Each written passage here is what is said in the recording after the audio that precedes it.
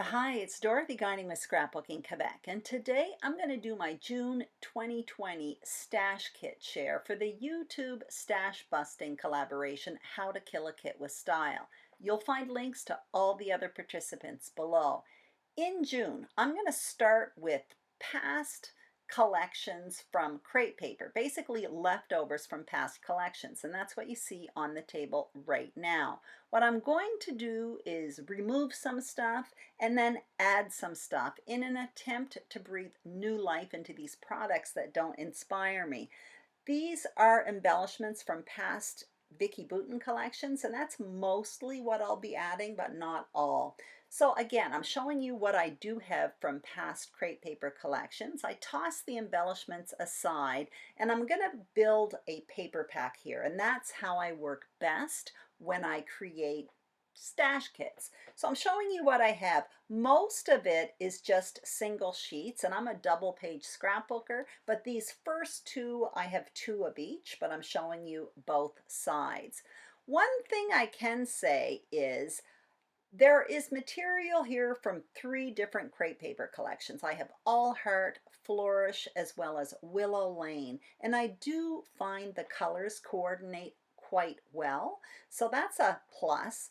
I only have this much paper with the few scraps I'm about to show you, and I do have to add a bit more paper because I like to have about 10 to 12 sheets of paper in my stash kit. So that one there is from Jen Hatfield. I found that the creamy off-white worked well with crate paper. That wood grain came in a grab bag at one point. It's from Recollections. I thought it worked well with the florals.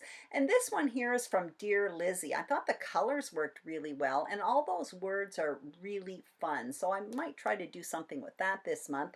That one there was with the crate paper collection. It's a specialty paper. I never really knew what to do with it, but I'm throwing it in and I hope to use it. I'm adding white and black cardstock. I will need more, but at least my selection is done.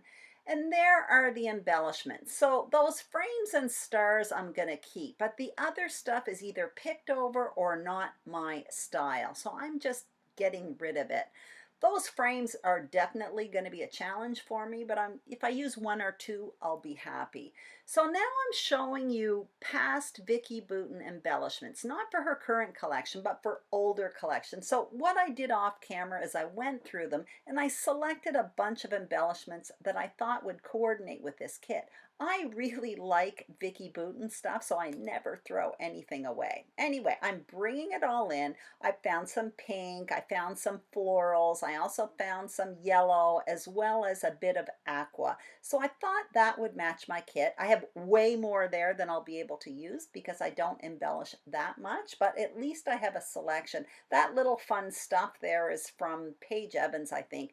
Those bows are from Stampin' Up, and I thought that the pink and the greens worked well with this collection. I'm throwing in two new sets of thickers because all of this is old stuff, so I'm kind of giving myself something new to work with. The black ones are from Simple Stories, and those peachy pink ones are from Pink Fresh Studio.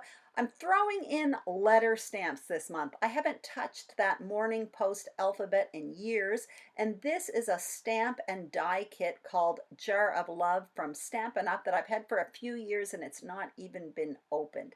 So that is my kit for the month of June 2020. I hope you enjoyed this video. If you did, please give it a thumbs up. I hope you subscribe to Scrapbooking Quebec. Maybe I'll do a process video during the month with these products, and I'll certainly do a layout share at the end of the month. And don't forget to check out all the other participants. Their links are listed below. Thank you so much for watching and have a great day.